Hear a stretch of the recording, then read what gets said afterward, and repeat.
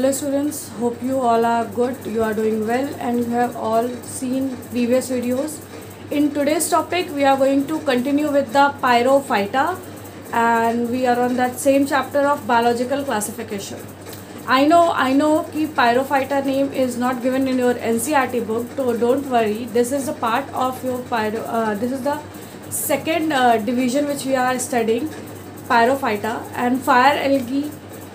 They are also known as, like common name is fire algae.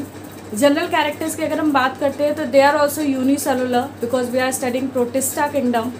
Photo autotrophs, that means कि they are performing photosynthesis in presence of sunlight only. They are biflagellate, means they have two flagellas.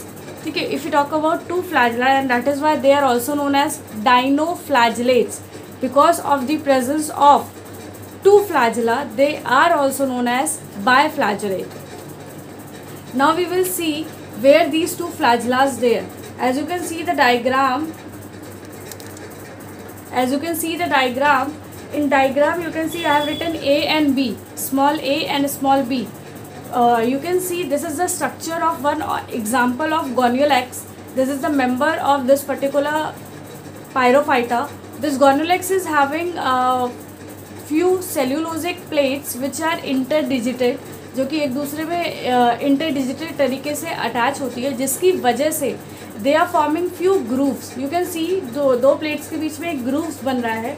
तो from this grooves only the one flagella A, जो कि longitudinal groove में arise करता है, which will help in movement, and the second is B, जो कि transfer groove में arise कर रहा है. And this particular flagella is go 180 degree, is go exactly 180 to 360 degree around the organism and then it come back to the origin.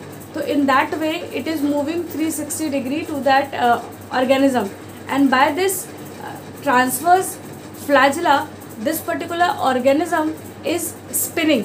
जैसे आप लोगों ने लट्टू देखा है, top you have seen on the top if we are tying thread, and when we are removing that thread then that top started spinning. वो अपनी axis पे स्पिन करना स्टार्ट कर देता है. Then that spinning is also known as your whirling. उसे whirling भी कहा जाता है. जैसे हम लोग मथानी लस्सी मथते हैं तो that movement is known as your whirling movement. तो वर्लिंग विप्स भी इसी वजह से इन एनिमल्स को कहा जाता है. क्योंकि ये ट्रांसफर फ्लैजिला की वजह से ये कंटिन्यूएशन में स्पिन करते रहते हैं and they are making whirling whips. Next is about the cell wall. Cell wall they have because they are photoautotrophs, so they have cell wall also, and that cell wall is made up of cellulose and their plates are interlocked with each other. वो एक दूसरे के साथ पे interlocked condition में present होते हैं. Now coming on the few characteristics, as you can see, if these particular characters, as you can see I have drawn with red color, तो उसका मतलब है कि इनमें कुछ ना कुछ पिगमेंट्स प्रेजेंट होंगे जो कि इनको ये रेड कलर प्रोवाइड करते होंगे. तो बेसिकली होता ये चीज़ है कि कुछ जगहों पे जहाँ पे भी, बिकॉज ये एक्वेटिक है, एक्वेटिक होने की वजह से ये जहाँ कहीं वाटर बॉडीज़ में ज़्यादा पाए जाते हैं, एक्सेसिव अमाउंट में पाए जाते हैं, तो they turn their red tides. Tides का मतलब होता है लहरें. ठीक है, तो वो वहाँ की लहरों को रेड कलर की अपीयरेंस में कन्वर्ट कर देते हैं. अब क्वेश्चन ये अराइज करता है कि आखिरकार इनके पास ये रेड कलर कहाँ से आता है. तो they got their red colour because of one pigment which is known as your luciferin. Luciferin is the pigment name by which these Gonyaulax are getting their red colour, and that is why they are also known as your fire algae. Because of the presence of that red color only they are also known as your fire algae. अब because ये थोड़ा glowy है, थोड़ा सा ये light emit कर रहे हैं, that is why they are also known as bioluminescence और फॉस्फोरेसेंस. फॉस्फोरेसेंस एंड बायोल्यूमिनेसेंस ये दो वो फिनोमिना है, ये उनके लिए यूज़ किया जाता है, उन एनिमल्स के लिए या प्लांट्स के लिए which are able to perform और लाइट एमिटिंग प्रोसेस और which are having certain qualities. Because of that they can emit the light. जो लाइट एमिट्स कर सकते हैं उनके लिए बेसिकली हम लोग ये टर्म यूज़ करते हैं बायोल्यूमिनेसेंस का और फॉस्फोरेसेंस का. Now coming on the next part which is reproduction part. In case of reproduction, because they are unicellular, very simple organism, they have both the type of reproduction process, sexually and asexually. If you talk about the sexual reproduction, they are very special. They are doing zygotic meiosis. अब zygotic meiosis आज तक नहीं पढ़ा हम लोगों ने, तो इसको ज़रा डिटेल में समझेंगे. And the second one is your binary fission. जो asexual reproduction है, that will be done with the help of binary fission. चलिए पहले समझते हैं हम लोग zygotic meiosis के बारे में. If you see the diagram very close, that I have made the gametes which are haploid in number. That means they are having half number of chromosomes. तो यानी ये जो गोनियल एक्स है ये गैमेट्स प्रोड्यूस करेगा जो कि हैप्लॉइड होंगे. And there will be male and female gametes. They are going to fuse with each other. दोनों गैमेट्स एक दूसरे के साथ फ्यूज करेंगे and they are going to form a 2n structure which is zygote. अब 2n structure का मतलब होता है डिप्लॉइड बॉडी. यानी जब दोनों n नंबर ऑफ क्रोमोसोम्स एक दूसरे के साथ मिक्सअप होते हैं by the fusion process, and then they are going to form the 2n or the diploid structure of zygote. अब this zygote which is diploid in nature undergo meiosis. यहाँ देखिए समझने वाली बात है कि आज तक हम लोग क्या समझते थे कि जो सेल्स गैमेट्स को प्रोड्यूस करती है they are undergoing in the process of meiosis. लेकिन यहाँ पे देखिए for the very first time you can observe zygote is going under the process of meiosis. तो it is very special case. अगर कोई आपसे पूछेगा कि क्या आपको zygotic meiosis के बारे में पता है या zygotic meiosis का एग्जाम्पल दे दीजिए, तो this is the example of zygotic meiosis which is Ceratium. इसका आप नाम भी याद कर लीजिएगा अच्छे से. And this will be observe in the case of Pyrophyta या डाइनोफ्लैजेलेट्स में से जो भी एग्जाम्पल आपको सुटेबल लगे आप उसको नाम लर्न कर लीजिएगा. तो in that case after the meiosis. अब क्वेश्चन ये है कि मैम हम लोगों ने meiosis तो पढ़ी नहीं आज तक, क्योंकि जाहिर सी बात है अभी हम लोग मैम कैसे पढ़ सकते हैं meiosis. सो देखो मेरा बस कॉन्सेप्ट इतना है कि हमने ये तो पढ़ा है कि हमारे पास दो तरह के सेल डिवीजन है. एक आपका माइटोसिस है और एक आपके पास meiosis है. माइटोसिस वो सेल डिवीजन है जिसमें कोई भी सेल जब डिवाइड करती है it will divide into 2 daughter cells, और वो दोनों ही daughter cells are totally identical to their parent cell. That means अगर पेरेंट सेल का कैरेक्टर 2n है तो डॉटर सेल्स का कैरेक्टर भी 2n होगा. लेकिन इन केस ऑफ meiosis ये जो प्रोसेस है ये थोड़ा सा चेंज हो जाता है. क्यों? क्योंकि meiosis में जो सेल्स है, जो पेरेंट सेल्स है, अगर वो डिप्लॉइड है या जैसे हम लोगों ने यहाँ पे ज़ाइगोट का एग्जांपल लिया है, तो this zygote will divide itself into half number of chromosome, और वो हाफ नंबर के साथ साथ वो प्रोसेस को 2 बार कंप्लीट करती है, जिसकी वजह से वहाँ पे 4 हैप्लॉइड सेल्स बनते हैं. यानी meiosis is the process which will be completed into 2 step. The first step is the reductional division and the second step is the mitosis. तो पहले स्टेप्स में 2 सेल्स बनती है और 2 सेल्स के बाद वो माइटोटिकली अपने आप को डिवाइड करती है and then they will form 4 haploid spores. अगर आपको ये चीज़ नहीं समझ में आएगी तो I will please drop a comment in comment section कि mitosis and meiosis, then we can have a video on mitosis and meiosis also. Then the next thing, they will be developed in 4 haploid spores, and in this way this sexual reproduction will be completed because these 4 haploid cells are growing as a individual organism. Now if you talk about the asexual reproduction, this is very easy. If you talk about this is binary fission they are doing, and they are doing longitudinal division. In case of longitudinal division, you can see I have made a diagram in which 4 plates are visible. These 4 plates are going to be divided longitudinally, and then these cells are totally responsible for the secretion of or for the process of the cytokinesis and karyokinesis. So the older part, जो older cells है, older plates है, वो अपने आप में cytokinesis and karyokinesis करके अपनी second sales को या अपनी सेकेंड प्लेट्स को वो फॉर्म करेंगी, and in this way they will continue to divide itself. तो उस तरीके से वो एसेक्सुअल रिप्रोडक्शन के थ्रू और बाइनरी फिजन परफॉर्म करती रहती हैं. बाइनरी फिजन एसेक्सुअल रिप्रोडक्शन के थ्रू वो परफॉर्म करती रहती है. तो hope you have understand. In case of Pyrophyta यहाँ पे इतना सा हम लोगों ने इसको स्टडी किया, and now we will move on the second part which is euglenoid. Now in this part of euglenoid, because this is the third, and if you have seen my videos previously so you can understand that this is the third part of photosynthetic bacteria we are studying. तो in case of euglenoid, euglena is a freshwater animal, and there are basically it is having few characters like animal and few like plants. तो पहले हम लोग इसी को discuss कर लेते हैं that this euglena is actually behave like animal also and plant also. When it behave like animal, why? Because it is not having any cell wall. So absence of cell wall is a character by which we can consider it as a animal, and but presence of chloroplast is a character by which we can consider it like a plant. So it is a animal which is like animal also and like plants also. So we don't have any specific classification about euglena.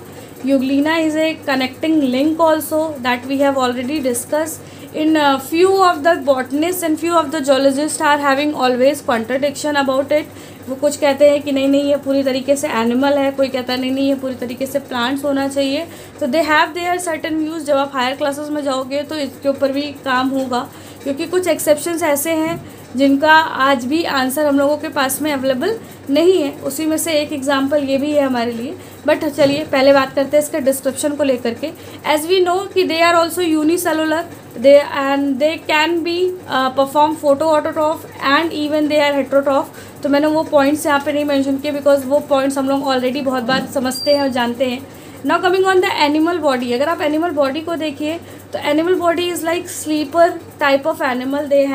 They have a specific structure and they have a protective layer of protein outer side because they don't have cell wall. They don't consist of cell wall, and that is why they have a specific layer of protein which is also known as the pellicle. They have a oral groove. As you can see, the above part of the animal is having a oral groove, and inside the oral groove they have two flagellas. As you can see, I have numbered them as a 1 and 2. Then we can understand the meaning of it. The one which is the shorter one will help in whirlpool movement. अब आप कहोगे ma'am whirlpool movement क्या है? ये आप देखिए बगल में आपके एक मैंने सिग्नल बनाया है जो सर्कुलर्स ऊपर की तरफ जा रहे हैं. वॉशिंग मशीन चलते हुए देखी होगी, उसमें भी ऐसा मूवमेंट आपको देखा होगा. बाकी तो whirlpool करके एक आता है, उसमें देखो तो whirlpools are the actually watery movement जो कि नीचे से कोई चीज़ स्पिन करेगी तो वो वाटर को स्पिन कराती है. And due to this whirlpool movement of shorter flagella, these animals are able to capture their food और prey. तो जब वो ओरल ग्रूव्स में इस तरह का वर्लपुल क्रिएट करता है, पानी उसके कांटेक्ट में आएगा, पानी के साथ साथ फूड और प्रे भी वो वहाँ पे उसके माउथ या ओरल ग्रूव्स तक पहुँच जाता है, जिससे वो फूड को कैप्चर कर पाता है. The longer one will help in the movement only. It is a wiper like structure. तो ये वाटर को मूव करने में हेल्प करता है वाटर में. Now coming on the pigment, because we are talking about the chloroplast continuously. So they have a specific chlorophyll A, chlorophyll B and one more which is xanthophyll. Because of that it is able to perform the photosynthesis. अब question is this only कि if they are performing photosynthesis, अगर वो photosynthesis perform कर सकते हैं तो इसका मतलब है कि वो अपना food भी store करते होंगे. तो फूड स्टोरेज के लिए they have a specific particle. As you can see in the diagram the red dots, जो आपको रेड डॉट्स दिख रहे हैं, they are the storage particles which is also known as your paramylum. And these paramylums are going to store the food in the form of carbohydrate और polysaccharides. तो these are the two substances which will be formed after the photosynthesis in case of Euglena.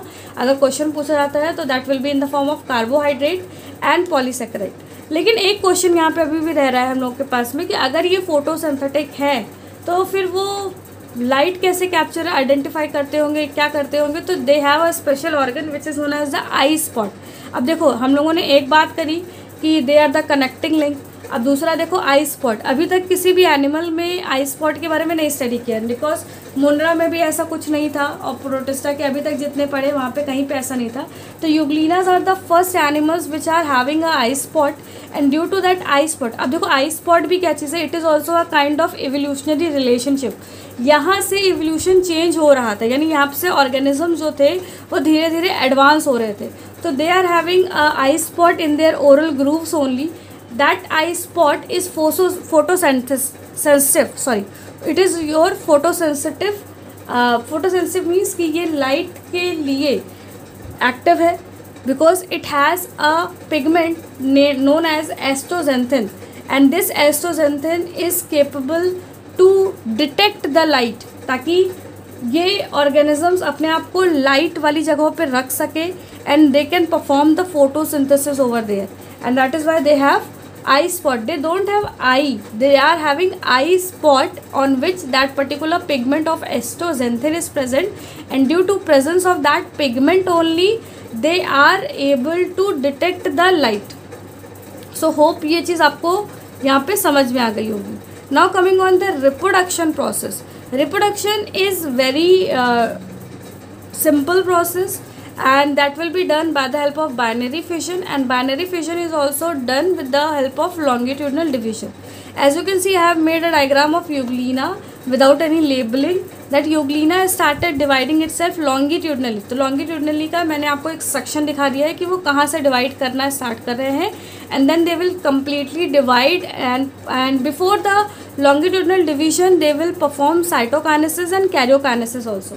Cytokinesis is the division of cytoplasm and karyokinesis is the division of nucleus, and by performing both the processes they can make the two individuals of Euglena, and then they can grow as an individual.